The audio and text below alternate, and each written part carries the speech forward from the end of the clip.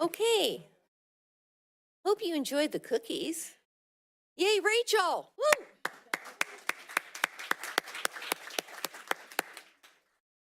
Okay, we're going to move on to trustee communication. I'm going to start on this side. Trustee Barbaro. So we just had an event at the Four Meadows School at the Shea Center on Saturday night, and the Lions Club barbecued for the Meadows community, and we had a blast, a really wonderful time there. We had about 200 people there. We did barbecue, hamburgers and hot dogs. They had Caesar salad, and they had a bingo, and they had a bake sale, and they had a raffle. They had all kinds of things going on. The kids were running around. It was a great time, so really nice to be a part of that. Thank you, Catherine. That was really nice to have Meadows at the Shea Center. We're finishing our year here. It was nice to have Lomita Park in. It's so nice to see the kids reading a lot better than they were. And, you know, we have a lot of work to do, as I said before, but, you know, I know that we are going to try the best that we can for all our kids, especially at Lomita Park. And that's all I have. Thank you. Trustee Chin. Well, I guess it's that time of year. We have a lot of end-of-year events coming up, and we're all wrapping up this school year. I guess this is our last meeting before all of the promotions and before we all head out for the summer. I think that it's been a tremendous year. We have, I think, some of the best staff in the entire peninsula and in the Bay Area, and I just wanted to thank all of our principals, our district staff, our teachers are amazing. You know, we have wonderful parents, and our students all did, I think, an amazing job this summer. And, you know, we just want to wish our students to help finish off the year strong. And we are so excited for all the parties and promotions coming up, and wish everybody a happy summer. Thank you all for all of your amazing work. Thank you, Trustee Chin. Trustee Musa. Thank you. I do want to say, last week we had open house at elementary school levels, and I went to Spring Valley. I do want to say that I walked into the lower grade classes, and I had a chance to go every classroom. I was in awe with all the projects, and kind of brought memories when the kids were in the class at Spring Valley. Just the projects, and there was such a positive environment. There's so many people. I mean, there's so many parents and kids in the classrooms that I couldn't even, I had to like squeeze in there. So great turnout, great energy. So Gordon, keep doing what you're doing as principal. And so next, I mean, Taylor will be this Thursday, the open house. I think you'll have all of us, not one. And then I'm looking forward to the promotions. I know we're all assigned at different schools, so you'll see one of us at your schools. And I just want to plug in one thing before you go to summer, and that's the 5th annual golf tournament for the Lions. It's set for September 6th. So get practicing playing golf so you can join the golf tournament on the 9th. Anyway, so I guess we'll be seeing you before the summer's over. So anyway. Great. Thank you, Trustee Musa. Trustee Beltrami. So I had the privilege on Tuesday of attending the Climate Study School Symposium at the County Office of Ed. The focus is on successful practices for creating sustainable campuses and curriculum, culture, and community at our school sites. It was a lot of seminars and sessions on leveraging our partnerships with our community to provide just enriching experiences for our children. So it was a really great day to be there around a lot of like-minded educators. I was joined by Rudy and Principal Dees, and I'm really happy to say that Green Hills received an award. They were recognized for winning the 2024 Sustainability and Climate Ready Schools Challenge. And they had a prior student, Clarissa Louie. She was presented the certificate for building a composting station, which was funded by a previous award that they had received from the school last year. So they're doing excellent things at Green Hills, and congratulations to Principal Dees for all of her hard work and efforts and bringing sustainability to that community. And I hope that we can do that similar type of outreach to all of our schools, because it's really something that our focus needs to be on. Today was Rotary Teacher of the Day, and I was able to have lunch with the principals and a lot of our teaching staff, and it was just really a lovely event to be able to see all of the excellent things that are going on with our staffs at schools. So that was a wonderful thing. And I'm also looking forward to our open houses and our Circle of Excellence tomorrow night with the MEF. There's an old African proverb, it takes a village to raise a children, and I really think it's evident from what we're seeing in our board meetings tonight about everything that's going on at the Millbrae Elementary School District, because alone we can do so little, but together we can do so much. And that's from Helen Keller, and I think that really just resonates what I've been experiencing in this last week. So thank you all. Thank you. Thank you, Trustee Beltrami. Not to repeat all of my friends here, but Rotary's teacher, staff appreciation today at Green Hills was amazing. And seeing all of you out there and seeing all of your representatives from your school sites, I think we have to remember that each school brings one staff member. And they bring back a plaque from Rotary. Rotary's amazing. And it's for the entire school. It's not focusing on one teacher, it's focusing on the entire staff. And so when I talk about staff appreciation or teacher appreciation, it's for everybody. So I just wanted to make that clear. Also, open house was amazing. I was at Meadows, and I saw food trucks that we had to go inside the multipurpose room because the wind was just outrageous.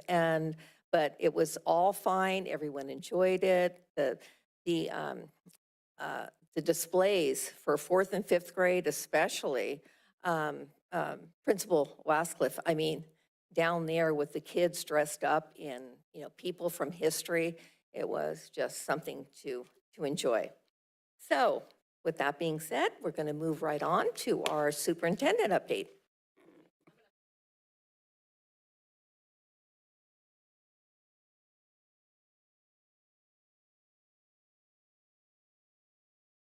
Move this way. So I think the first two slides have already been mentioned by our trustees, but I have some visuals. This was a picture from the Rotary Luncheon. It is Teacher and Staff Appreciation Week this week. And as stated, each school chooses a representative. So from Green Hills, we had music teacher Elise Mafuz. From Lomita Park, Marianne Koliopoulos, who's actually retiring this year, so we wish her well. From Meadows, Gina Miglio. From Spring Valley, Tony Jones. And from Taylor, Linda Seguenza. And Linda was not feeling well today, so she wasn't able to attend, but it was a lovely luncheon. And Trustee Beltrami mentioned the standout leader that Green Hills won for Sustainable and Climate Ready. And this is just a picture of the former student, Clarissa, who built those. You can kind of see the composting bins that were made out of redwood. And she is a Mill student, but she has a sibling who's currently at Green Hills. And so it was just nice to be able to honor her. Next, I would like Ms. Sarah Sanchez. She is to come up here, but I promised her that she doesn't actually have to say anything.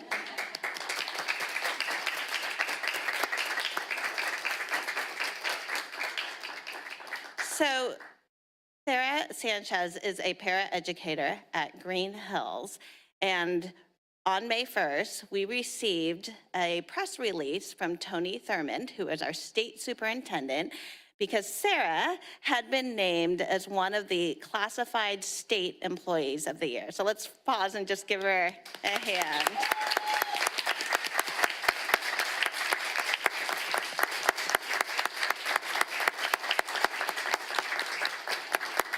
So these state awards, there are 9 categories.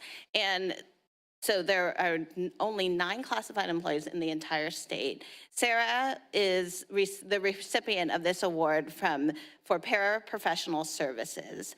And I'm going to read what was listed in the press release. So it says, Sarah Sanchez excels in making immediate, nurturing connections with families in the Millbrae community. She understands the importance of building strong relationships with parents and caregivers and actively engages with them to support student success.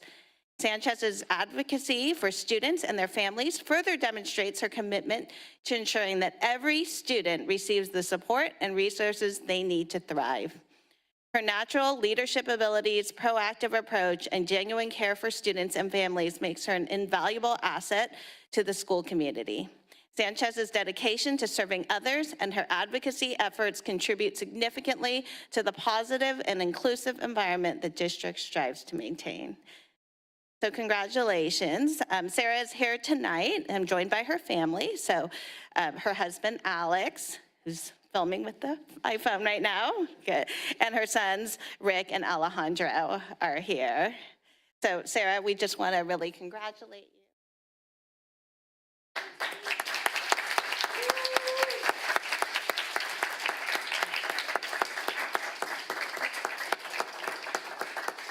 So this is just the first of kind of the recognitions that Sarah is going to have.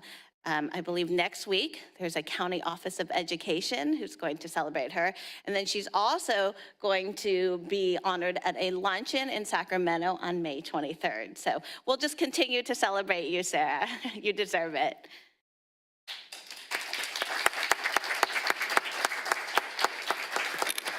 Superintendent Hickey, can Yes. I interrupt you and Yes. have your family come up and we can take a photo with you? Sarah, your family?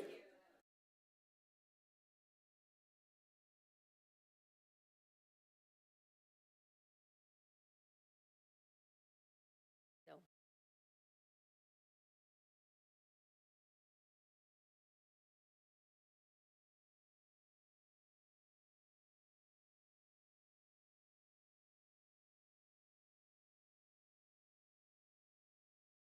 Beautiful.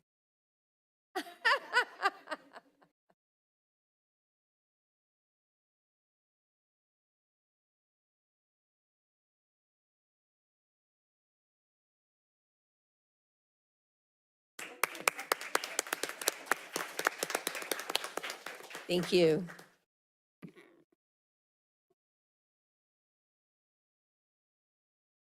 Next, I'd like to introduce our new Meadows principal for the 24-25 school year. So Julie Costantino, please come up here.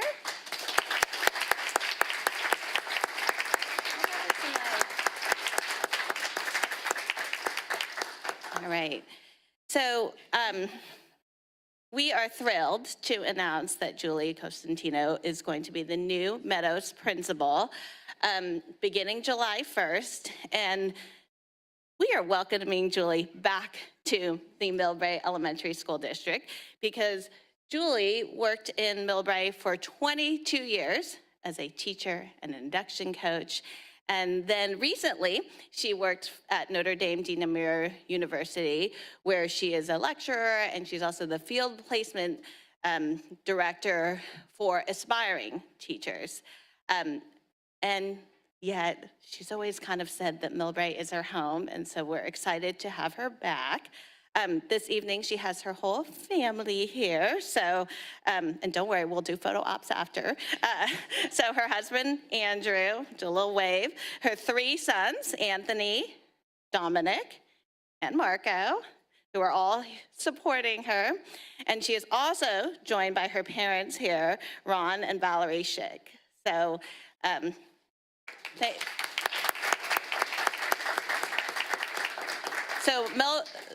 Julie is no stranger to Millbrae at all because, as I already stated, she taught here for 22 years. And Julie moved to Millbrae when she was in 6th grade. And her family at the time lived on the corner of Ridgewood and Larkspur Drive, which is in the Meadows attendance area. So it's very fitting. Before we have her say just a couple of words, I am going to ask our current principal, Catherine Waslev, to come up here because we have a little swag bag to give you.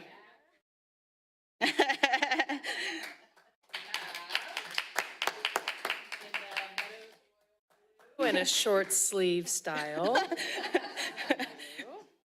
But wait, there's more. We have in the Meadows black long sleeve for those colder days. And it's like the Ginsu knives. And there's more. We have the jacket in a fleece for you. And then I've told Lisa that I'm bequeathing you a monogrammed Meadows bag for you. So passing it on.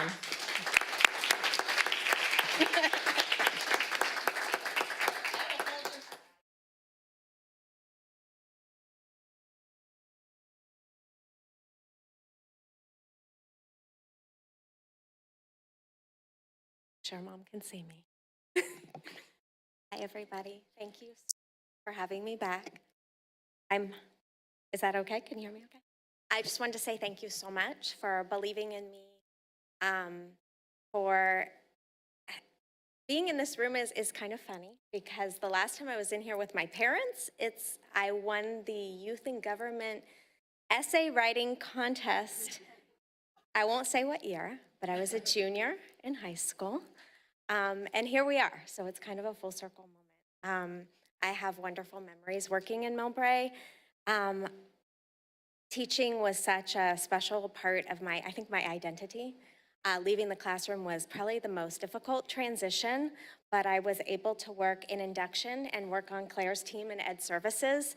And I learned so much about the school system, the hard work of the district office, the board, all the schools, because I was in my little, corner of the woods over there on Taylor Boulevard. And so I really felt a new appreciation for the school system, and I feel very passionate about how we can all work together in our respective roles. And my work with new teachers, I think I did like 6 years in Millbrae and 8 years total mentoring new teachers. So I've mentored 40 plus teachers, I lost count after 40, in all the subjects. And I just say that teachers and paras are the heart of the work. And our work, I believe, up here and in leadership roles is to help create those systems so that our students can thrive. Congrats to the literacy team at Lomita. That was really exciting to hear tonight. I just want to thank Catherine for the warm welcome. And I want to thank my parents. My parents worked really hard back in many years ago to move us to Millbrae. That was like the dream. And so I'm very grateful to them and my family. Sorry. My boys I'm so proud of them, and they really encouraged me, and my husband as well. So it's gonna be a team effort. The village thing is going to extend to the principal as well. There's gonna be some carpool support. Dominic's working on getting his license for spring. Anthony's off to college. Andrew's gonna be helping a little more too, but we can do it. It's good work, and I'm excited to do it with this team. And again, I really just thank you for having me back. It's very special.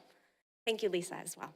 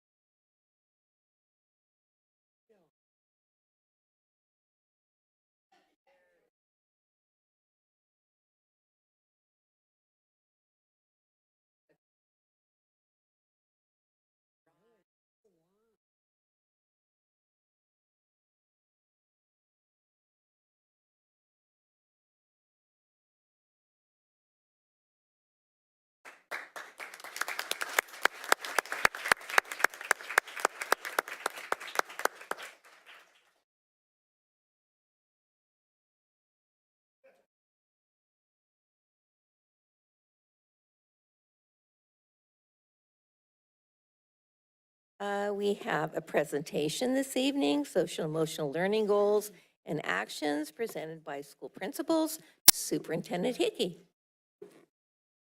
Right. We did tell our guests that they didn't have to stay for the whole meeting, so it's okay for them to sneak out. Thank you for being here tonight. So this evening, we have all 5 of our principals here to discuss their site-wide social emotional goals and actions. In the Millbrae Elementary School District, we want all students to thrive, both academically and socially. So the principals are currently finalizing their school plan for student achievement. So we love acronyms in education. It's called the SUPERINTENDENT. And they're going to share information about specifically their social emotional goals, or SEL goals. Principals will present in alphabetical order by school name. So starting with Carrie Dees, principal of Green Hills, followed by Janeen Malatesta, principal of Lomita Park, Catherine Waslip, principal of Meadows, Gordon Wee, principal of Spring Valley, and Aaron Zlatnich, principal of Taylor. The full SIPSA documents will come back to the board at a future meeting.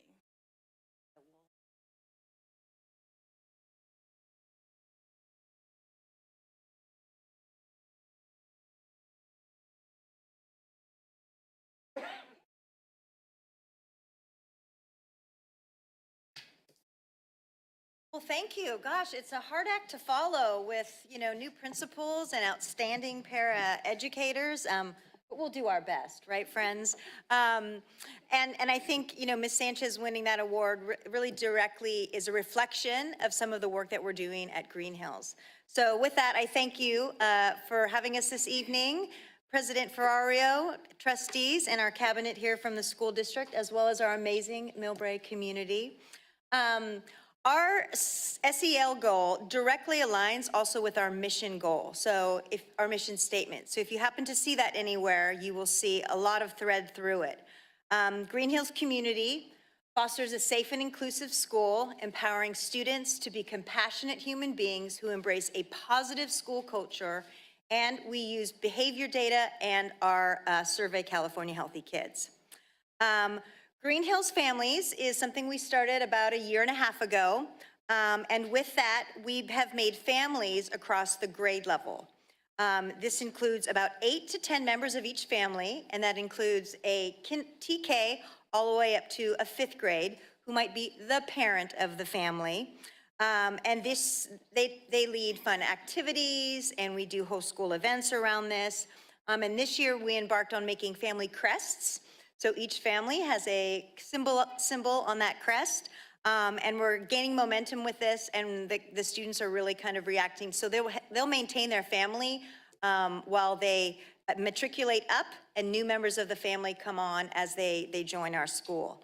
Our RAM Rewards is based on the PBIS with weekly individual recognition. It's 3 to 4 times a week. We also have school-wide recognition. So there's some pictures, and I'll get into that soon to follow. We also have reading buddies, like many of the schools, and they're kind of mentor age. We partner up classrooms, kindergarten with 4th grade, or 1st grade with 5th grade, and they have that buddy throughout the school year. We have lunch bunch and counseling, and with that, our lunch bunch is on Wednesdays, and it supports a lot of skills around building friendships and, finding opportunities to bond and excel and find and cherish our differences and celebrate them. Our PBIS school-wide assemblies, every year we have an annual kickoff where children go around rotations and they learn about our expectations around the campus, be it the playground, be it the restroom. So we do that, and we do that as a team, and classrooms rotate while each teacher and staff takes sort of a station to guide through our expectations. We have attendance teams that include Mrs. Woodall, our secretary, who runs our reports, as well as our counselor, and that we track attendance and do outreach. We have a soft call, which is from our counselor, which is kind of where we want to touch with the parent and say, hey, how can we help? How can we support improved attendance or tardies? And we have an intervention team that looks at students that might be struggling in specific academic areas. And in that, with the student success teams, we look at all the pieces as a team, and that might include school psychologists, counselors, and our reading intervention teacher. And always, school success teams include our families, because they are why we are here. In addition, we have really gained a lot of traction recently on the Great Kindness Challenge. It happens in the fall. We dress in orange. It's around October, November, and we take the Kindness Challenge. You'll see a couple pictures of that. And this year, we made a chain. So every single student had a slip of orange paper. They wrote some reason or cause for being kind, and we connected the entire chain and hung it in the cafeteria. Need some tape about now, but it's a symbol of how we can be united by acts of kindness. So we have our slides next, and I push this one. Yeah, there it is. So on the left, you can see our kindness board. I don't know if you see it, but each student, that was kicked off by our second grade assembly around kindness. And they again put flowers on that, and each petal had some act of kindness on it. The Great Kindness Challenge is that matrix you see there. So they went about the school trying to do and find ways of being kind and trying to block it out. The right is, thank you, Superintendent Hickey. She was there one day. Every Friday morning, we announce our RAM Award winners.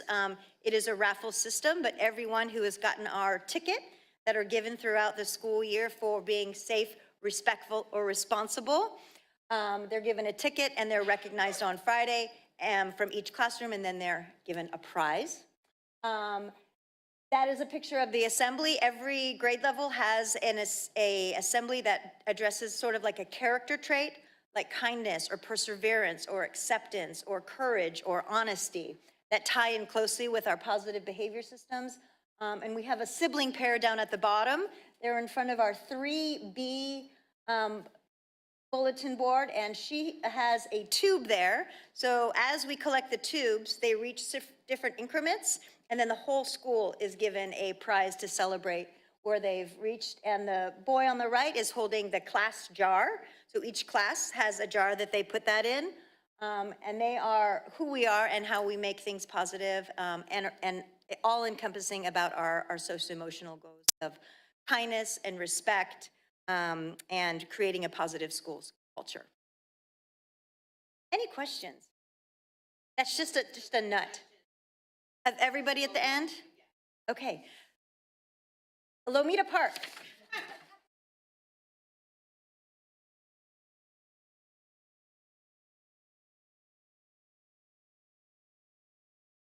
Alrighty, so our social emotional learning goal, we were discussing it at the school site council and also during our principals meeting. So what I've heard a lot of, this is what we are doing, but I also have heard that we really want to have more parties, so more celebrations.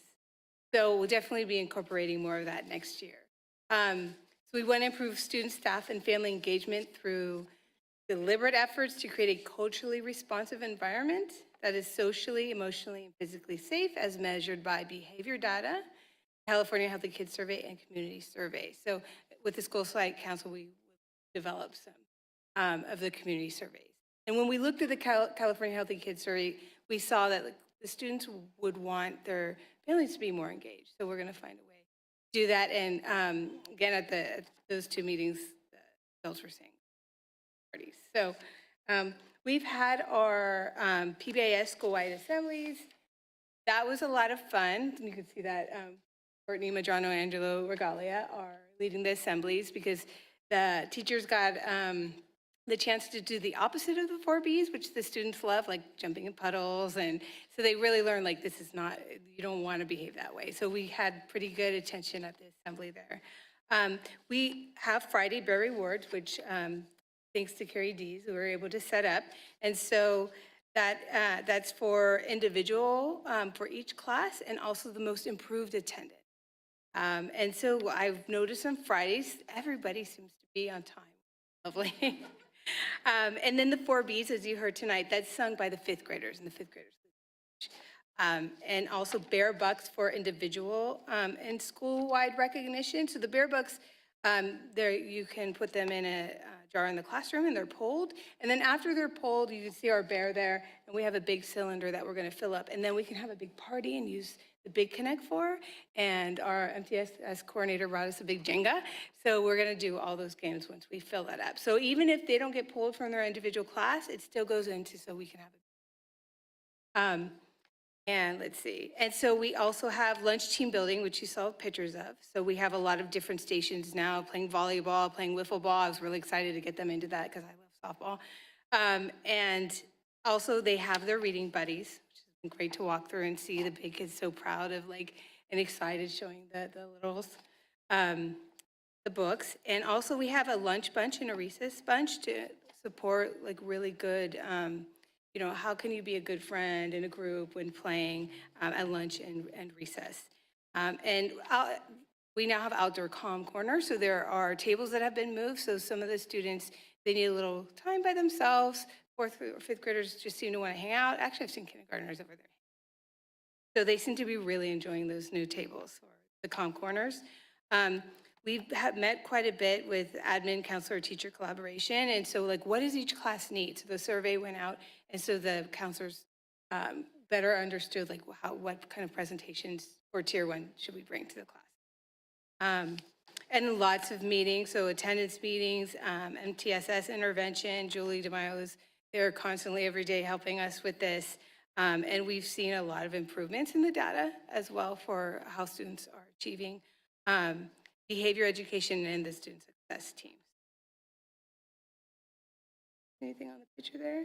Those are a bunch of great folks. So you see with the behaviorists, our special education, she's pretty awesome. And then also Nicole, some of you may or may not know, but I appreciate the fact that I had a mentor this year. She's also one.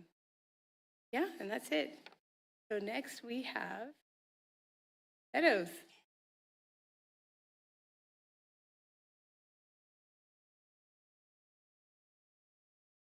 President Ferrario, trustees, executive cabinet, Superintendent Hickey. I will be presenting the social emotional learning goal for Meadows Elementary. So our goal is to create and sustain a positive school culture that supports the SEL needs of our students, as well as improving student achievement, citizenship, and positive attendance. I'm going to begin with something new that we started at Meadows. It's called Welcome Passes. And this, right up here, is the welcome pass.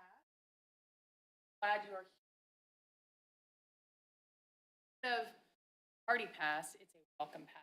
So we sort of took the lead of some of our students that were sort of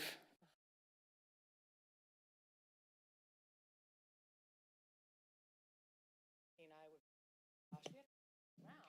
not feeling really good about, coming up for a tardy pass, but a welcome pass, well, that changes the game, right? Because now we are welcoming you regardless of what time you come onto campus.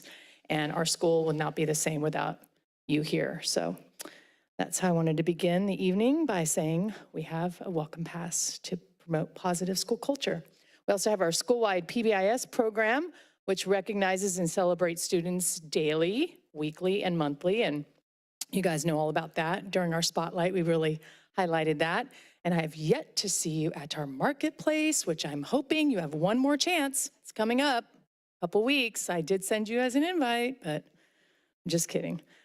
So we do have the marketplace. We have the Meadows Marvelous, the success tickets. We have, the monthly character traits, which you will see right here on our $3 Mustang buck that you all have to spend. Yeah. Oh, there you go. There it is.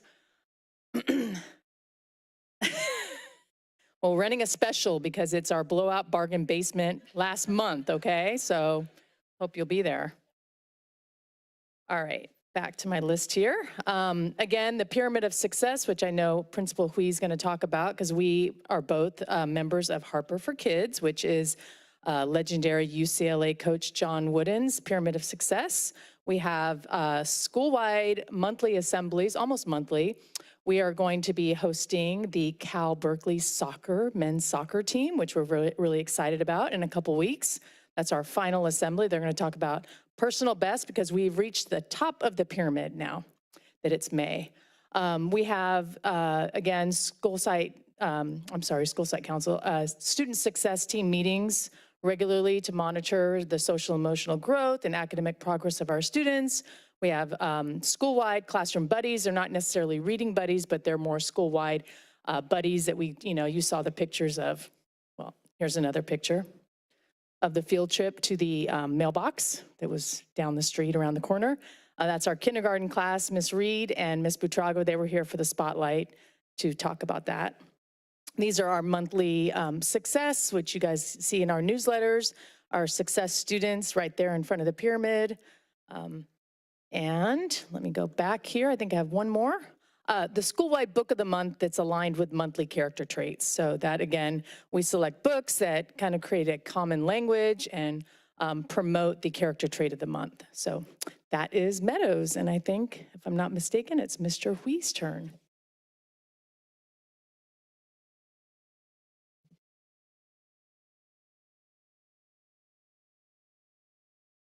Good evening, Board of Trustees, District Office members.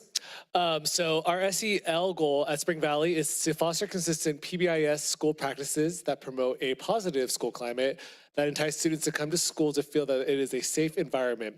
So Principal Wasliff briefly touched upon Harper for Kids and our book of the month.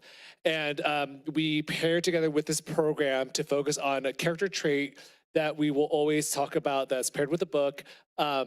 And then afterwards, we then talk about it as with kids.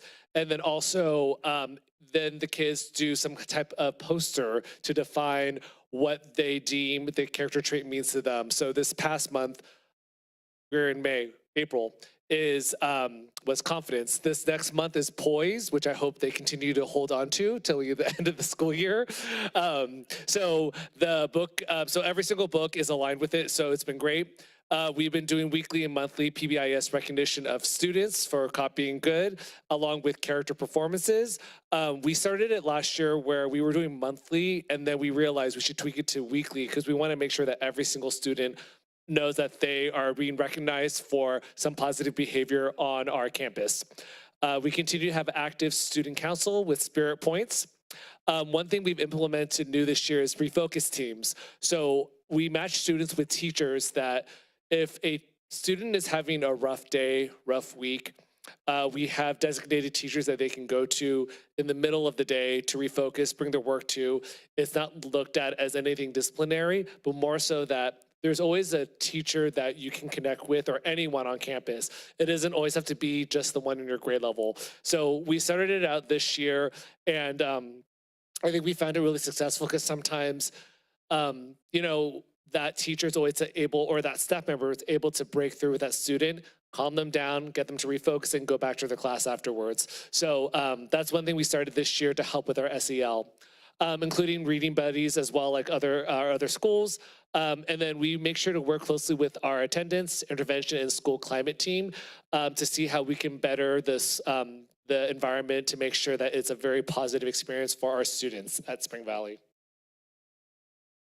So for example, one of the posters was Hard Work and Enthusiasm. This is in the 3rd grade hall. So first of all, Maggie, thank you so much for coming to our open house and all of you for coming out. I know it was super, super windy, but the posters that they hung up, it was great because all of the classes, they actually saved all the posters and then they hung them up for open house. So then all the parents got to see 7 months worth of posters of what kids were able to write about.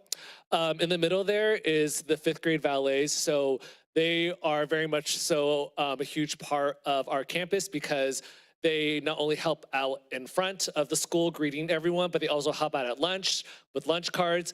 And they've become really great role models for our students. Up there is our 3rd grade. They were about to perform a character trait of the month. They performed a Taylor Swift song. I was against it because after the Niners lost, I specifically messaged my entire school, Taylor Swift will no longer be played, but it's fine.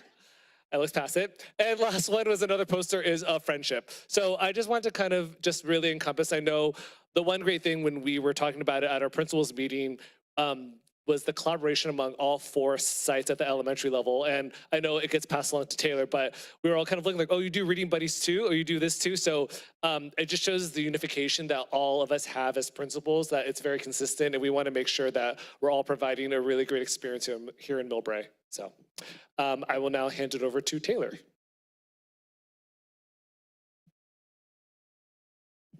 Thank you. So we've been working really hard on climate and culture at Taylor for both students and staff. So our goal was by June 2024, student, staff, and family engagement and connectedness to schools will improve through deliberate efforts to create a culturally responsive environment that is socially, emotionally, and physically safe. And we use our behavior data in chicks and so much more. So beyond what I remember coming into Taylor 3 years ago, and it was PBIS is not possible in the middle school. And we have entirely shifted.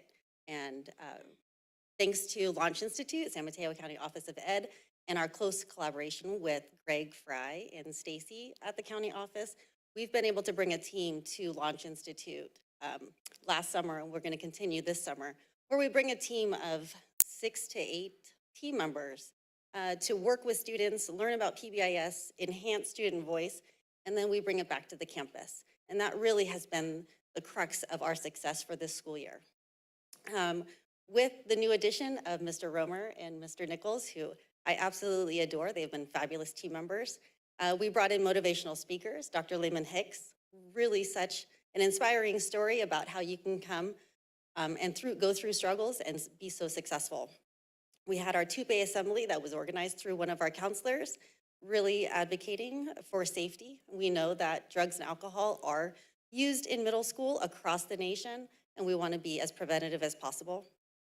We've launched Stop It, and as sad and exciting as it is, we did finally have our first hit of an anonymous reporter. We did follow up with that, so the students are getting used to it, the families are getting used to it. We're bringing on more ways that students and families can communicate with us about student safety. Our interventions and support through weekly team meetings, we're trying to build up all of our students while also trying to extend what our students are capable of. Our Bark Bucks are huge, our 6th grade team, this is part of the PBIS. Our Bark Bucks have expanded. We have a game room, we have foosball, we have air hockey, we have table tennis. They love to buy matches against teachers and ideally crush them, but our goal is always to beat the students. And then we have increased clubs. Our clubs have gone above and beyond our teachers for the clubs. We went from 3 kind of mediocre clubs last year to over 16, and we have a range of the Gay Straight Alliance to chess club to cultural food across the world. Interact Club is back, which is so exciting. We're working closely with Rotary. We have a drive that's coming up, so if you have new or good used books that you'd like to donate, please swing by Taylor. Our Interact Club is accepting books in the coming weeks. We worked really hard. We will continue. I brought a team to Sacramento for our SEL Wellness Conference. We had 5 teachers attend that, and we have another team going to Launch Institute this summer, so we spend a week in Carmel, so I know it's rough. But we will come back and launch again. We'll continue to build on what we're doing and working with, we couldn't do this without our PTAs and our volunteers. We have a volunteer campus lunchtime duty in which 3 years ago, the volunteers would come and they're like, yeah, I'm good. Like, see you in June. Now we have, can we come more? Can we do more? We have Carbel, who's taking care of our fish and plants, and we have Sanita in the garden. We have regular lunchtime volunteers. More people are coming to campus, and it's the dedication between the students, families, and our staff. So together, we are making positive progress. And here are fabulous photos. Thank you.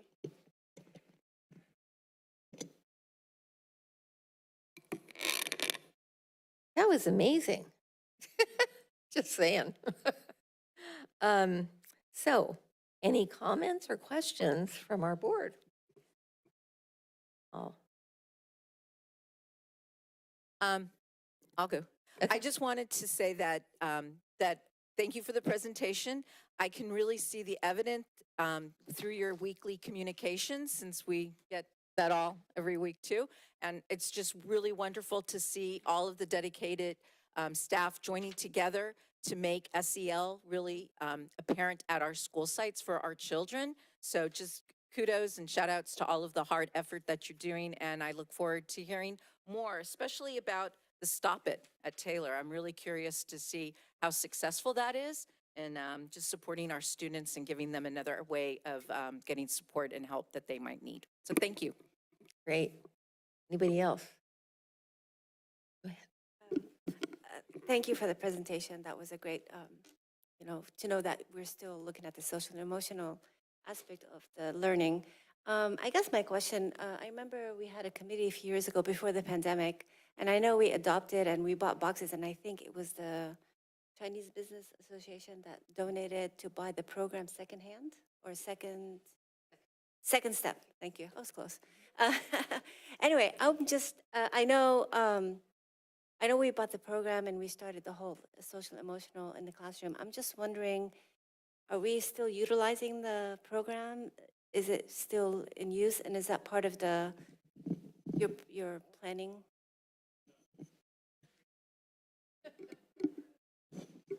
I feel like I'm inside the actor studio. I know classes, they do both the Harper for Kids, and they also supplement with Second Step with certain classes, so it's still being used. Yeah, so they take parts of that and then they help create discussions around it. I just wanted to know, because I know we went through the whole year of adopting the program and trying to figure out how to fund it, and then the money was donated, which is great, but then we went to a pandemic. I just wanted to know if that was still being used. Thank you. Trustee Chin. Just to follow up on that, are we still doing an SEL actual class at Taylor? And how is that going? Yes, we have one day dedicated to SEL and one day dedicated to academic support, so students can change classrooms. And we do have a couple of them that are earmarked, and so we are using ADL's curriculum for social emotional development.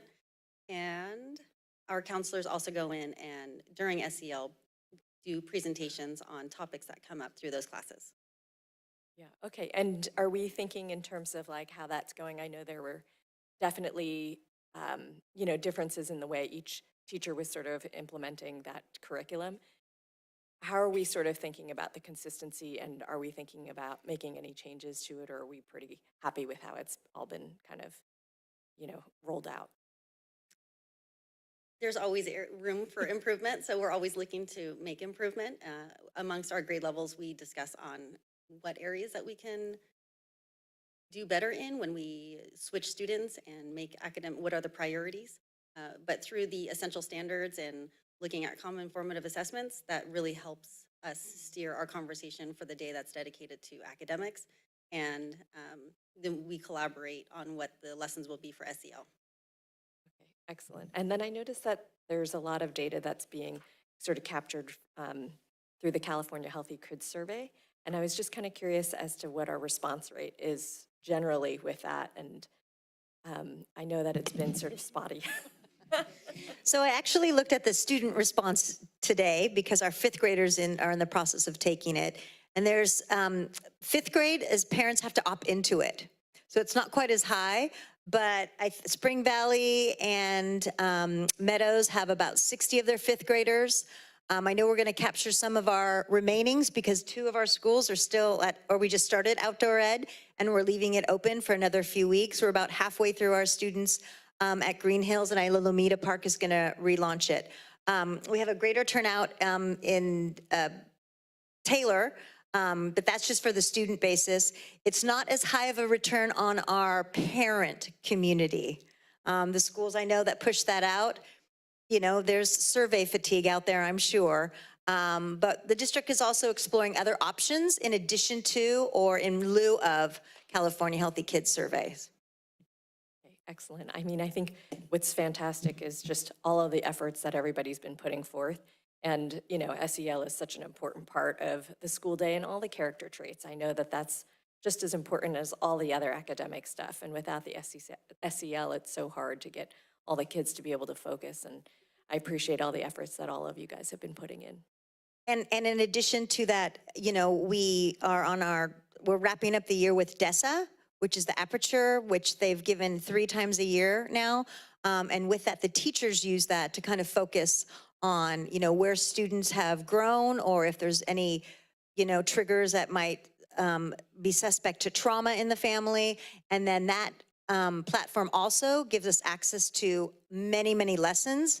They don't even need to address this as child by child, but I had teachers bring something to my attention a couple months ago about a thing going on in their class, and I was able to access some lessons through DESA, just through their database and their bank of lessons, and handed those over and say, here's some things to try. So we've maybe forgot to mention that, but that is something that we've been doing throughout the school year as well.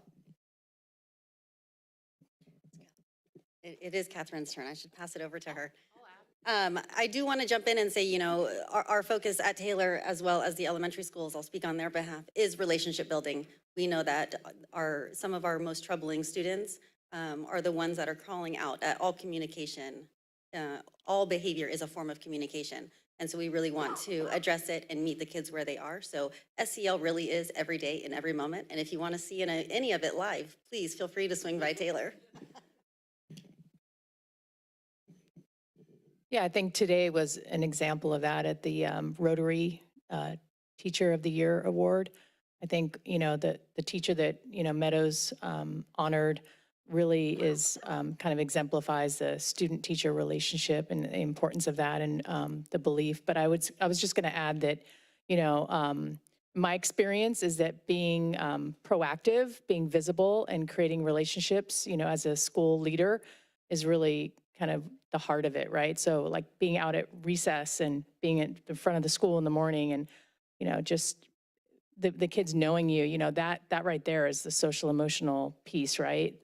So when you come into a school office, if you don't, you know, you don't see students lined up, you know, that's an example of the fact that teachers are, you know, connecting with students in the classrooms, and it's not, you know, they're not being sent out of their class to the principal to address, right? So it's school-wide, you know, so. All right, now who else would like to speak? I'm just kidding. I'm gonna bring this up. I think, are we all? Trustee Barbara, did you have any comment? Microphone. Thank you very much. SEL is so important to us, and I know that it's part of Millbrae. Millbrae is social, and we are passionate, and that's part of the emotion.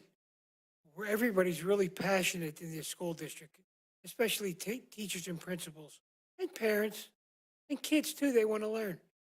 So I really appreciate everything that you're doing with the SEL, and keep on going. Thank you. Yeah, I just want to say that in Millbrae, we've always talked about educating the whole child. And that to me just speaks volumes of SEL. So we not only look at academics, but we look at their social emotional growth. And that to me is huge, as it is to all of you out there. I just would love to see some consistency among the school sites. You all have some similar things that you do, and then some of you have some other things that you do, and it would be great to see other, you know, I can call out welcome passes. There's nothing worse than a little first grader or a second grader or a kindergartner coming to school late, and it's not their fault. It's just not their fault. And they've got their head down, and that's just horrible. And to welcome our kids might have something to do with our our attendance. you never know. Those are things that I think we should really look at. When it comes to book clubs or books in the classrooms that you can all read together and all the kids are getting the same messages, that's huge. So I would just hope that in the future that I know you guys all get together once a week, and if you could share all of your successes and all of your failures, maybe we can all learn from that. So I celebrate you. I think it's amazing what you're doing. And collectively, you're making a huge difference for our kids. So, let's put it all together for the greater good of all the kids in Millbrae. So, thank you. Okay. Anybody else? Okay, we're going to move to the consent agenda. Do I have a motion to approve? So moved. And a second? I'll second. And any discussion? Nope. All those in favor, say aye. Aye. Motion carries. Thank you. All right, that's a long one. I know how to clear a room. Bye-bye. Okay. We're going to move on to district business. Number 1, approval of resolution number 232411, employee appreciation. And I have the honor of reading this evening. Oh, and they all left. Oh, well. Yeah. Thank you, Carrie. You're here. You can pass the message along. Okay. This is the Millbrae Elementary School District Resolution number 232411, Employee Appreciation. Whereas every student has the right to access high-quality educational programs to further their academic and personal success, and whereas quality educational programs are only made possible thanks to the dedicated, talented, innovative, and hard-working educators and classified staff of the Millbrae Elementary School District who use their extensive skills and compassion to provide individualized educational opportunities and supports for students. And whereas the Millbrae Elementary School District expresses its deep appreciation to these valuable employees and commends their great work on behalf of our children. And whereas now more than ever, teachers, administrators, and classified staff serving our schools deserve the gratitude, respect, and recognition of the Millbrae Elementary School District, students, parents, and the entire community. Now, therefore, be it resolved that in celebration of our teachers, including on National Teacher Appreciation Day, May 7th, our classified employees, including during the week of classified employees, May 19th to the 25th, School Nurse Day, May 8th, School Lunch Hero Day, May 3rd, and all our administrative staff, the governing board of the Millbrae Elementary School District proudly declares the whole month of May 2024 as Employee Appreciation Month. In making this declaration, the board honors all Millbrae Elementary School District staff for dedicating their lives to promoting the success of our children and our community. This is adopted the 7th day of the month of May 2024. Can I ask for an individual roll call vote? Trustee Barbaro. Aye. Trustee Chin. Trustee Beltrami. Aye. Trustee Musa. Aye. Trustee Ferrario, aye. I attest. Resolution number 232411 is true and accurate and has been approved by the Millbrae Elementary School District Board of Trustees. Lisa, oh, well, you're going to sign this, Lisa.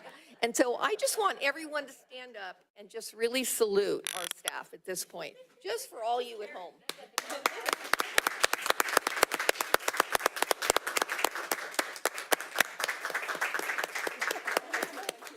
I know. Oh, well.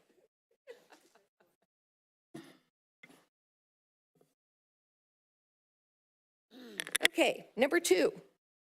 Millbrae Fire Suppression Assessment Ballot. Superintendent Hickey. Right, so if you are a Millbrae resident, you probably recently received a ballot in the mail for the fire suppression assessment. This was something that came out earlier in the spring, and it didn't completely pass. I think it did pass in terms of just the number of votes. However, it is based on kind of the way the parcels are set out. So it's coming again. It is at a reduced fee of $199 per parcel. So Millbrae Elementary School District also received a ballot for the school and district office properties. So in order for the Millbrae Elementary School to vote, board action would need to take place. Okay, this is an action item. Do I have a motion to approve the Millbrae Fire Suppression Assessment Ballot? Motion to approve. I'll second. Great. All those in favor say aye. Aye. Motion carries. Thank you. Okay, Panorama Education Contract. Superintendent Hickey? All right, well, this is kind of fitting since we just finished our presentation on social emotional learning.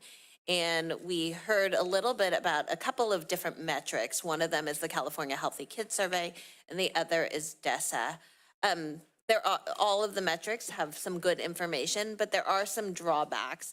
One of the things that's a drawback for the California Healthy Kids Survey is it is only given to 5th and 7th grade, not even every year. DESA, I think, has some positives in terms of the fact that, you know, if you need certain resources, they can provide you with resources. I think the drawback for DESA is that it is all teacher reported. So teachers typically fill out a little screener, and then for some students who come up where it might be, you know, some concerns, they do a more intense questionnaire that they fill out. And especially if you're doing it at the beginning of the year, it's really hard for some of the teachers to fill out. They don't know their students well enough to answer this maybe 60-question survey. So we were really looking for something where we can actually get student feedback. And Panorama is something that Mr. Crane and I have both seen in former districts. It is kind of considered, I think, one of the gold standards in terms of social emotional learning survey platform. And starting from 3rd grade is where we would get student feedback. Of course, we're not giving them a 60-question survey, don't worry, but we could really target it. And then this would allow us, because this contract would be for as many surveys as you want, including parents, but for the students, it would be 3rd through 8th grade. And I think as we're really moving forward into our LCAP, and we need a metric for our social emotional learning, and when we look at academic achievement, there's CASP, there's different metrics, and this was a harder metric for us to come up to. We are suggesting moving to Panorama. For the kindergarten, 1st and 2nd, they have something very similar to DESA, where teachers can take a survey, and if they have some students that are in need, that they have access to strategies that can help them. So we are suggesting that we go ahead with the Panorama education contract for this next school year. It will replace the DESA system. So the DESA contract is currently $15,650 annually. There are 2 options for the board to consider tonight. We have met with Panorama. The first option is just to go with the 1 year for next year, and that would actually be $15,300, so it's actually a savings of $300. We can move ahead with a 3-year contract. It's not a huge price difference right now at $14,700, but the only nice thing about it is you would lock in the price because costs do go up, and so, you know, we wouldn't know, we would know the first year. It's possible that that price could go up for years 2 and 3. Yeah, and there would also be staff and parent surveys as well. So it's really an inclusive survey platform that many school districts in the area are using. Okay, again, this is an action item, so I need a motion to start with. Motion to approve. Can we clarify the motion, because there is, again, the 1-year contract or the 3-year contract?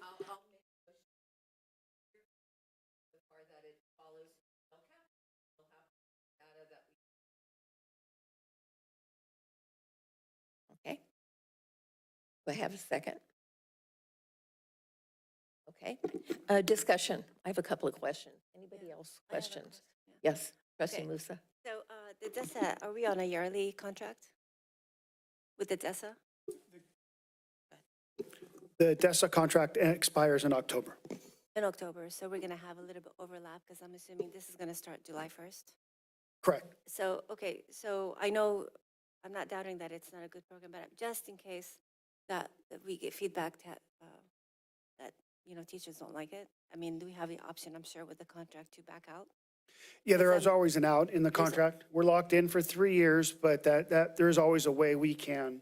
Okay, No contract is that watertight where you can't back out of a contract for various reasons. okay. So again, I'm glad, I guess, to clarify that we are replacing, DESA is going to be completely gone, but the information that you have on DESA, it's easy to transfer, or how does that work? Because I know we've had DESA for a couple of years, so I'm assuming transferring information, how is that going to work in terms of, does that, the TIC team that have to do all that work, or how does that? I do think when you cancel the contract, you do lose information, but I think we can plan for that, especially with an overlap of a couple of months in terms of looking at the students who, came up of concern that we use strategies for, and at least charting that. Yeah, I guess my concern would be the kids with 504s, IEPs, things that, the kids that are struggling, I just want to make sure that we don't lose data transferring and just to kind of continue. That there's no data is doubt. also held on the 504, so we keep that data with the 504 documents and also the IEP documents as far as goal progress and monitoring. So all of that data is kept within those two realms with 504s and IEPs. Sorry, Christina, if I jumped in on you.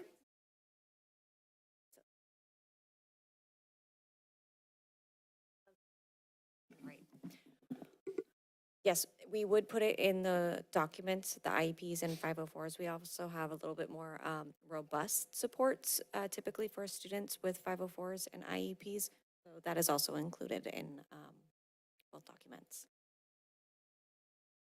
Any other discussion? So my question is, okay, Healthy Kids Survey does not, to me, fourth and, what is it? Fifth and seventh. Yeah, doesn't really work. I don't think, but it's the same information comes through all the time. So I'm really pleased that we're going to look at something that is, you said 3 to 8th?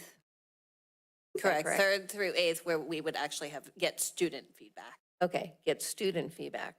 And then the other thing is, when would this survey be given to the kids? Well, we haven't completely hammered out the details yet. Typically, we would look at probably administering of twice a year. So Twice a year? Kind of in the fall and then again in the spring. Okay. And I know with DESA, there was some training involved because I don't know that all the schools use DESA. I know we've had it for a couple of years, but I know, Christine, you've reported to us about how it's been wonderful for those that used it, right? But I'm not sure all of the schools were really using it. So can you address that part? Yeah, I do know all of the schools were using it in a certain degree. They have been doing all of their DESA scores in terms of utilizing the curriculum itself. It varied at each school. So that is a bit of a drawback. We have been using it for some time and it hasn't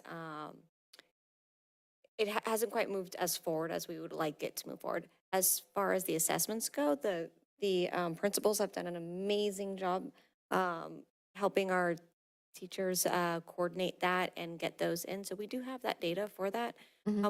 What I think that I really like about Panorama in particular is the student feedback, because that's always the most interesting data to me, because we're looking at the perspective of the teacher and the student. So we can really help like really dive into that data to support children. Sometimes students don't even know at times if you know, I'm going to speak for one thing. Like if a teacher sees a student who has behavior and then the student doesn't quite realize that they have behavior, it's kind of interesting to see the differences, and vice versa. We have some very quiet students that you wouldn't know are really struggling. So we hope to capture that feedback as well. Right, thank you. And then, so this information that's put into Panorama, that's accessible for each teacher going forward, right? So if a teacher wants to look at something that was put in the previous year, would they be? I privy think to there's that? various options of how we actually run it. So we could do it by teacher. We have to kind of balance the anonymity to it. It's not really anonymous. I would say it's more private and confidential. Okay. Panorama has a feature where if a student writes something of concern, we are alerted and can follow up. This is similar to even our CAS statewide data where we actually got 2 reports of students who wrote on the performance tests something that was maybe concerning. So I think we certainly could do it by teacher. We would really have, there is the ability to do that, but I think we really have to balance that with, do we want to do that? Maybe it's grade level. It certainly can be grade level and site. And cohort, we could see how students might be feeling one year versus the next and see if there's any progress towards improvement. That's a really of good SEL. point, Ralph. So there's Yeah. cohort tracking with the reporting as well. Right, but I would say for the most part, it's more grade level and site. We could have a discussion. I think there's definitely capabilities, but there's some drawbacks of maybe why you wouldn't want to make it specific to the teacher. Thank you. Okay, we have a motion and second on the floor. Can I ask for a vote? All those in favor? Aye. Motion carries. Thank you. Okay, moving on to number 4, approval of PBK Facility Master Plans Planning Services. Superintendent Hickey? That would be, I will take this one. Yeah, President Faria. Sorry. So I engaged with several companies, several architects. This was the most cost-effective bid that we had. The other bids were $70,000 or more from a couple of them, and there were a couple of architects that just didn't have time because they were preparing master plans for other districts. So PBK has a proposal in front of you for $50,000 to look at the needs of the district, not only facilities, but also master planning. So some of this will also tie into the LCAP and how facilities impact teaching and learning and social emotional learning within the district as well, because we know that if we're coming to facilities that are clean and safe, we know that that gives students and staff a better place to come and learn and work. So that's the proposal you have in front of you. The majority of the work will happen prior to June and November, and we know that that date is significant for other reasons, so we'll have some information. We'll also have a website which will also include some of the feedback from the stakeholder groups as far as what the needs are from other stakeholder groups, and we should have a website up by November to show what the needs are and the progress of the facilities master plan as well. Okay. Again, do I have a motion to approve? Motion to approve. Second? I'll second. Discussion. Any Question. questions? Yeah, Ralph, since we did a master plan a couple of years ago, is it less time for this company to go ahead, grab what they have that we know we need still already, and then just add on to it, update it, upgrade it? That's a great question. Yes, it is a great starting point since the majority of that master plan from 2018 has not been addressed. So it's a great starting point. But a lot of the work will be reassessing and looking at today's dollars as to what the cost of those needs will be now versus back in 2018. Question? I was just wondering, do they include the district office or the maintenance yard as part of our facilities, or is it specific just to school sites? We can include the district office and the maintenance yard as part of that as well. It won't be as robust as the school sites, but yeah, we can include some of that work in this plan as well. Does it covered in this contract or Yes. is that bid? Oh, Yes, it's okay. the entire district. Thank you. Speaking of that, what about Glen Oaks? Glen Oaks is another, well, we don't want to talk about Glen Oaks. That look on your face. Glen Oaks is, well, it's an area we can include. It might be a small fee for that, but initially it wasn't in the initial proposal. Because we do have the preschools, Happy Hall, not Happy Hall, Millbrae Montessori, there's a couple. We do have a plan to keep up and maintain those as far as upgrading and getting those classrooms up to date as far as better learning spaces for classrooms and STEM. We don't have the needs of a preschool might have, so the idea is still to maintain that and to make sure it is safe and usable for our leasees. So our master plan from 2018, I know we have that. I'm sure there's some things on that list we already did or not.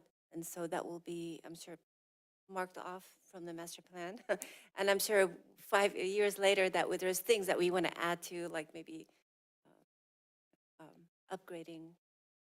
Yes, absolutely. Anything that has been taken care of won't be in this new one, but it also, anything new needs that will come up will be included. Yeah, I mean, I'd almost like them to kind of start from scratch and see, and then kind of go back and then look at, okay, what have we not completed? Just because I think that I'd love just a fresh perspective, but I mean, I guess that's a matter of preference. The beauty of it being PBK instead of School Works is they will have a fresh perspective on the district and not only seeing that document, but also seeing it from their perspective and an architect's perspective. School Works isn't an architectural firm. They're more of a firm that does facility master plans and demographic studies and enrollment projections. So we will see a different lens being with an architect. Okay, and I think one of the things, I think it's a good point that Trustee Musa made about Glen Oaks, just because that school feels a bit, or that facility feels a bit neglected compared to our other facilities. And, you know, there are still probably over 100 kids that are using it. You know, even though they're not our kids in district, I would just like to make sure that it has all of the safety components that it needs and that building is still very, very, you know, usable and being maintained for those. It is up to date as far as safety, and because we have the obligation to do that, it's our building, we lease it, so it's our responsibility to make sure the building is safe and usable. So there's still inspections that are done regularly.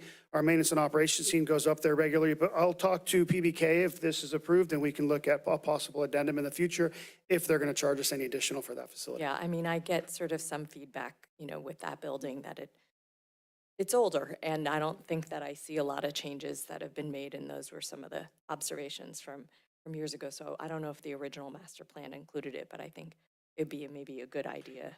Yeah, the original master plan from 2018 did not have that building as one of its focal points. Okay. I have to agree. Yeah. I would really, I don't want to approve until we make sure we have Glen Oaks as part of this facilities master plan, because they are the people that rent from us. Many of those kids matriculate to the Millbrae School District, and I've been involved with the preschools there for some time, and there are areas that they really need taken care of, and it's not always happening. So I just would like to make sure that they are included in this, but Pretty run It's- down. it's, yeah. It feels run down. A suggestion would be to approve this one now, and then I can work with PBK and bring an addendum to include that property if there's an additional charge. But I will make sure that we address that as part of the plan as well. Specifically, Glen Oaks is the playgrounds, because the playgrounds, right?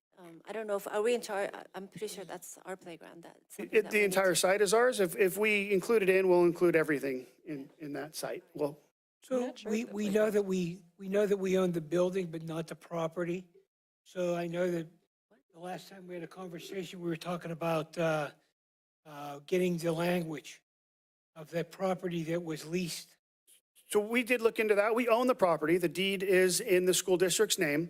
And so it has some stipulations with it. It was donated by an individual to the school district, and the language in there is that the property needs to still maintain a recreational use for the community. So it can't be turned into housing, it can't be turned into any development. It has to maintain some recreation use, and the field and the use that's being used for baseball and softball up there, that meets that requirement. So that's the stipulation that the deed has. But the property is in the school district's name.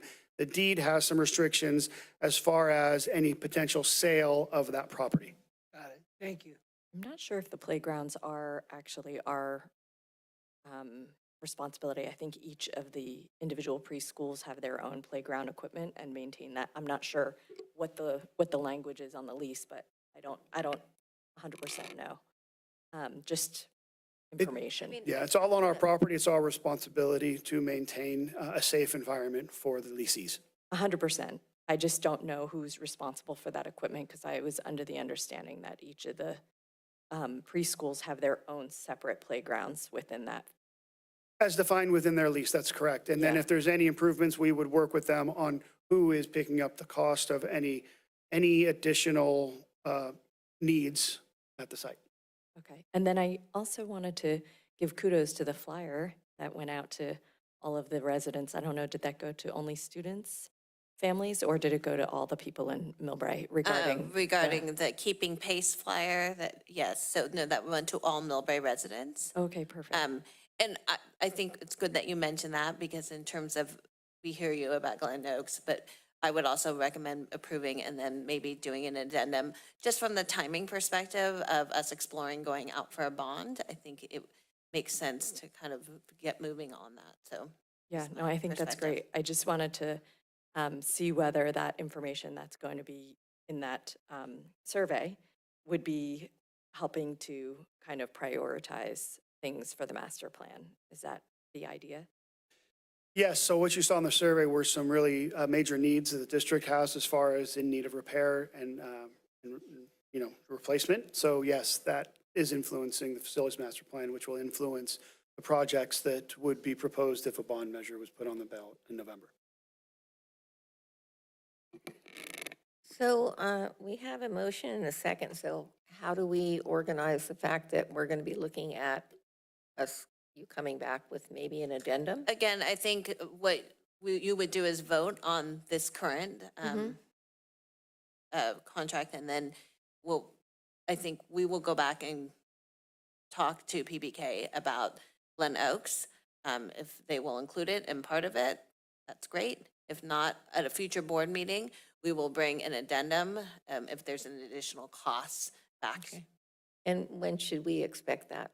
Well, I don't think it would take too long, so I think we'll be able to probably do it by the next board meeting of Oh, May perfect. 21st. Okay, great. All right, we have a motion and a second. All those in favor? Aye. Motion carries. Thank you.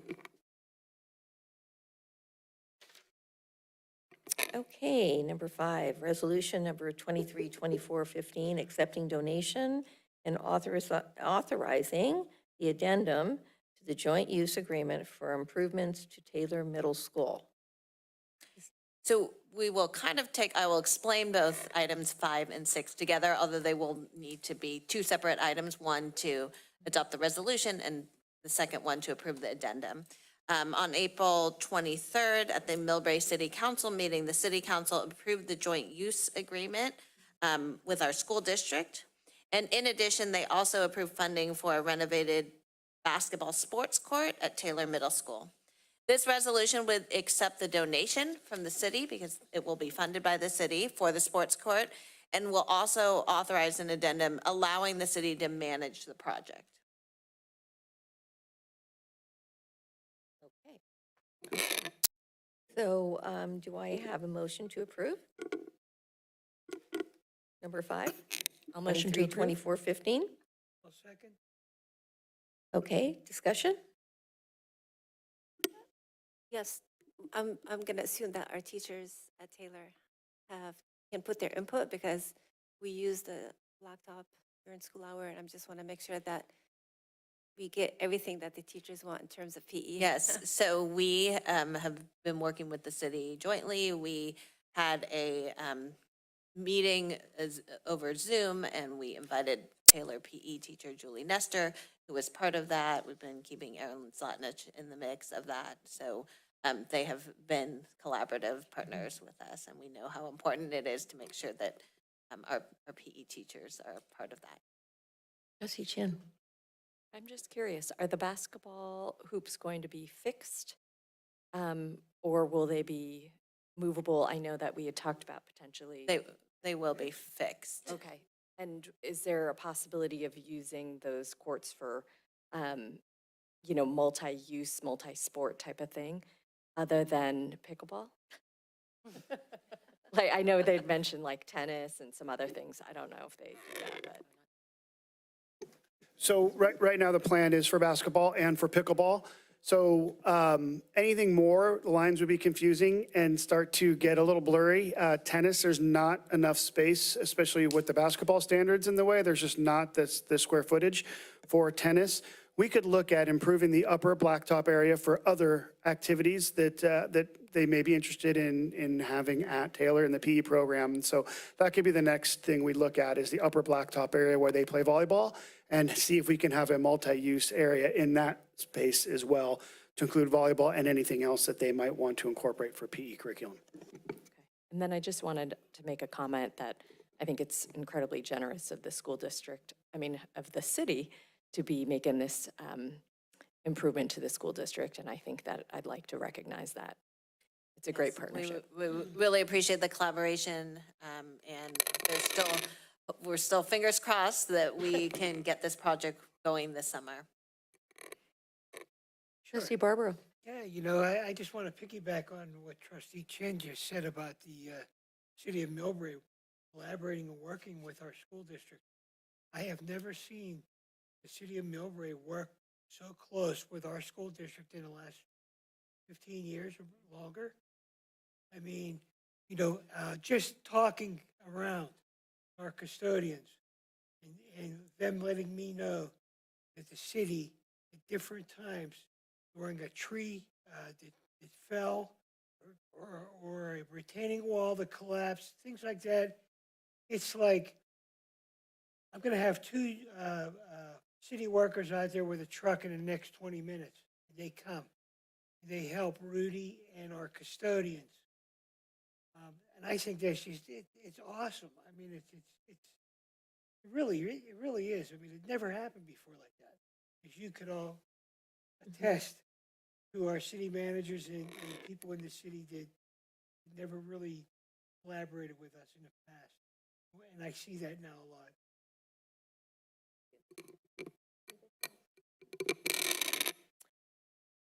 Okay, so this is we have a motion and a second, so I'm going to call for the vote. All those in favor? Aye. Motion carries. So then we move on to addendum to joint use agreement for construction and donation of Taylor Middle School blacktop improvements. And that is Superintendent Hickey? Yeah, I think you can go, unless you have any further questions, you can go ahead and make another motion to Okay. approve the addendum. All right. Motion to approve? Second? All those in favor? Aye. Aye. Motion carries. Thank you. Okay. So now we have number 7, approval of family engagement specialist job description and salary schedule. Okay, so Millbrae Elementary School District was the recipient of the Big Lift Grant. It's a collective impact that helps San Mateo County students achieve reading proficiency by the end of 3rd grade. As a part of the $189,000 grant that we are going to get for the 24-25 school year, we are proposing to fund a family engagement specialist at Lomita Park. We looked at other school districts who have a similar position as a starting point, and then MESD worked with Diana Thomas, CSEA president, and Destin Petinod of CSEA on the job description. So this new job description is out for approval for CSEA membership, but tonight we ask the board to approve the job description presented along with the CSEA salary schedule of range 22. Okay. Motion to approve? Second, A second. discussion. I have just one quick question.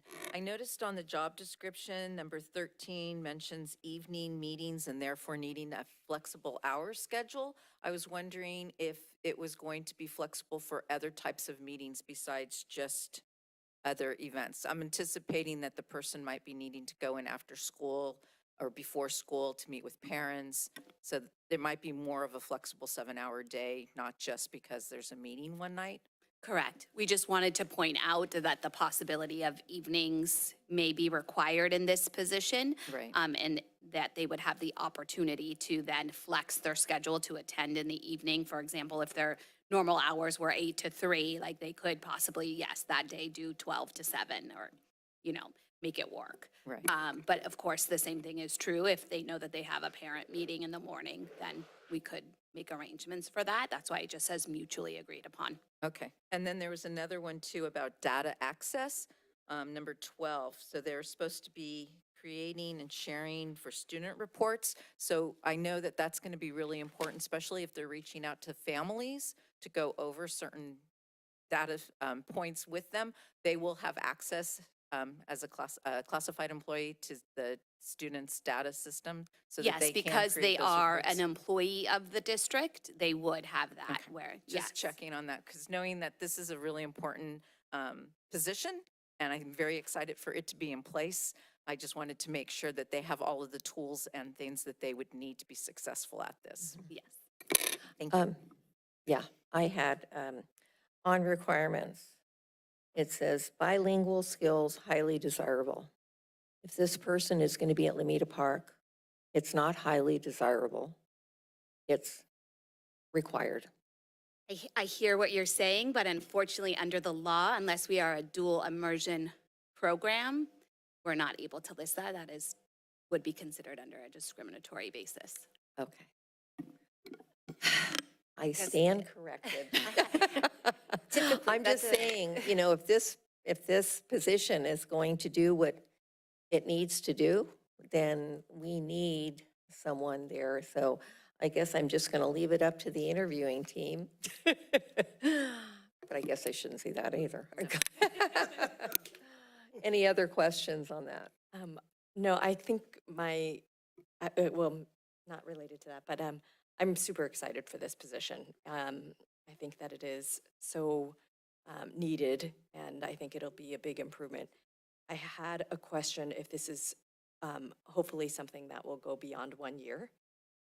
Does our grant actually cover that? And I know you mentioned that the big lift was 189,000 or something like that. I assume that there's also like other things that we're funding with the big lift. that There includes, are like, other reading things, so specialists and this is a on. piece, and I will bring back on the 21st more information about the big lift, so you can see the other areas that it is funding. At this point, it is a 1-year grant. There is possibility definitely for it to continue on, but we only get funded 1 year at a time, so that's what we can advertise for at this point. Any other questions? Okay, No, I had the same Go question ahead. as you. yeah. I never thought, because usually requirements, I don't like, I usually don't like mandatory, like you have to have, Yeah, but I guess it's a law. obviously, HR knows. Okay, so we have a motion and a second on the table. All those in favor say aye. Aye. Motion carries. Okay, we're down to possible future agenda items. Woo-hoo. Anything for the good? Okay, So I had a couple of ideas. Since I was at the sustainability symposium, I'm just wondering if we could get some type of report or update on some of the sustainability practices that are happening at our campuses. And then I was made aware of the fact that there's going to be now curriculum added to the next generation science standards. So I'm just wondering if we could get an update on how we're going to be rolling that out so that we're in compliance with all of the mandates coming from the state. And then also, I noticed that we had the Advanced Math Committee that was going on at Taylor about the accelerated math, and I was wondering if we could get some kind of an update on how that went, was founded for this year, the progress that they did with adding the extra class, and then what's the plan for next year. And those were my 2 ideas.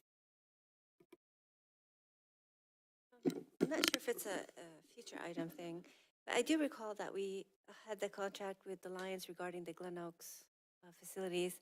I know we approved it, but I know the Lions didn't approve it, so I just wanted to know status-wise, that did they ever come back with the changes? So We actually can- have a meeting with the Lions tomorrow Okay, afternoon. there you go. Yeah, so I just, it just, because when you were talking about Glen Oaks, it just came to mind, it's like, I said, oh, I know they had some questions and some concerns about some of the language in the contract, but I don't recall us coming, bringing it back for us to kind of review. So yeah, as Superintendent Hickey mentioned, we have a meeting with them tomorrow. If there are no adjustments to the version that you approved, then they will sign it. If there are adjustments, we'll bring those back for approval before we sign. But in the meantime, they do maintain the field still, right? Not us, or the city. That's correct. Okay. I would love a summer school update.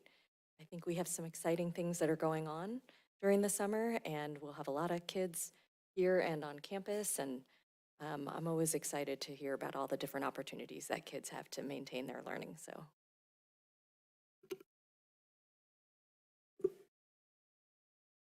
Well, possibly bringing in the city manager, moving forward, like in the future, meeting with some of his staff, commend them for their collaboration and working alongside our staff.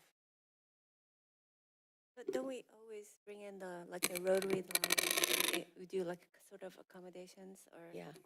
I mean- Lisa, I'm not sure you know about, at a future board meeting, we usually bring in our community stakeholders to give What them. month typically does that happen? It's usually in, when, Claudia? Yeah, and it's, aren't you glad? Beep, boop. So, and then are we honoring our retirees? That's another thing that happens. At the end of the year. Well, this Superintendent, is the end of the year. Superintendent Hickey and I did discuss that. We do only have one this year, and we were thinking about different ways to honor her. She was one of the teachers of the year, but I don't know that we've truly finalized.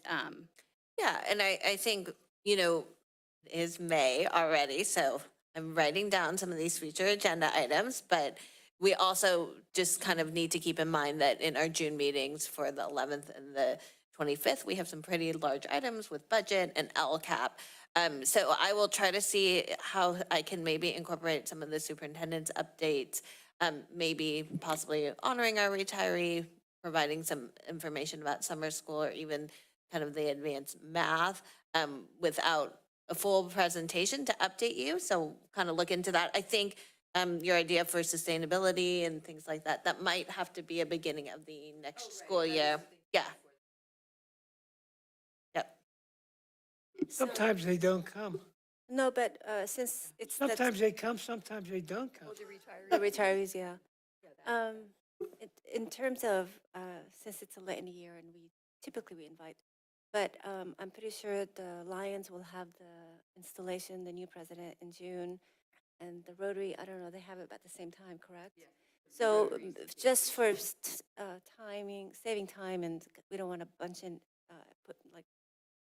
put too much on our agenda, maybe we can do the accommodations when we get invited to the installations, we can honor them then.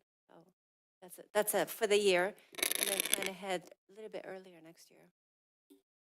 But we also have the Peninsula Chinese Business Association. Oh, We yeah. have the Millbrae Community Foundation. We have Quite a other few stakeholders organizations. that we should probably And usually it would be a televised event too. Yeah, and one thing I did mention is this is our last meeting at City Chambers for this one. year. Oh, we're not meeting here in June? Well, we aren't because our meeting is June 11th, and so since school is out, we have that in H7. Okay. We can look at the calendar. So we certainly can look at the calendar, and if it's free, that would be an easy switch. Yeah. I think that would be great. That's the only sustainability. We're going to wait until beginning of the year. Advanced math, that might be something that we should bring, staff in to talk to us about or not. I know you gave us an update on that about, Lisa, about the, Erin did some, she asked. Yes, I mean, I think I provided the board an update, and Principal Zlatanich has definitely been doing more communication out to parents. We did have a last math committee meeting with parents. She showed some slides. So one of the other possibilities, instead of a board meeting, because there are more, there's not always the largest viewership, is to have Principal Zlatanich kind of do similar to the Screencastify or a Loom, where she's talking through her slides and sending that video out to the whole Taylor community. That was another option we were considering, because then it would go out to the entire Taylor staff, Taylor community, the parents, that they could see it and they could all get that same information. So that was another thing we were exploring, because I know that it came to a board meeting earlier this year. So rather than necessarily doing another presentation, is really, I think that's the important piece, is that the parents hear what's going on too. And then maybe you can give us an update on how summer school's rolling along in terms of how many kids, enrollment, staffing. I assume we're all full. We have enough teachers and Yeah, everybody. certainly, and Claudia and I can work on that together and for a weekly update as well. Perfect. Okay. Just quickly, Ralph, I know we never walked the sites, Taylor and Spring Valley yet, so Frank, we still have to finish that. So before we do the master plan. Let us know. Yeah, just set us a couple of dates, and so we can just finish the walk. Just to kind of like add on, because we don't want to adjourn this meeting ever. It'd be great to maybe get in the weekly update, just kind of a sense of the work that's going to be happening over the summer in terms of the facilities, because I know we had a great presentation. And I don't know how much money we have and which projects are. I know we're going to have this master plan that will sort of kind of guide us, but it may not be done fully. And summer is always a great opportunity for us to get a lot of things done. So would love to kind of just get, not necessarily a future agenda item, but just a quick update on that. Okie dokie. So it looks like we're going to adjourn this meeting at, what time is it? 9? Wait a minute. Oh, you're not ready? No. Okay. Go ahead. Okay, all right. Meeting adjourned 9:20.